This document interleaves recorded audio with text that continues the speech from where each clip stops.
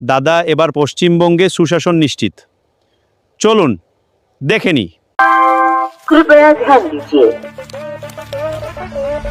কালো মেঘের ছায়া যে আজ এই বাংলার বুকে। পশ্চিমবঙ্গের মহিলাদের জন্য ৩,০০০ টাকা আর্থিক সহায়তা,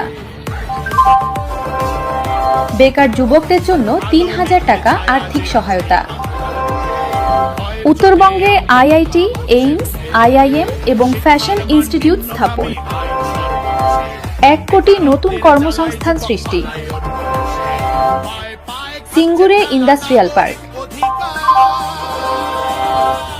আয়ুষ্মান ভারতের অধীনে ৫ লক্ষ পর্যন্ত চিকিৎসা কাভারেজ। বিধবা এবং বার্ধক্য ভাতা দ্বিগুণ করা হবে। পিএম কিষাণ সম্মান নিধির মাধ্যমে কৃষকদের জন্য ৯,০০০ টাকা আর্থিক সহায়তা। মহিলাদের জন্য বিনামূল্যে বাস পরিষেবা। প্রতিটি থানায় দুর্গা স্কোয়াড ও নারী সহায়তা ডেস্ক।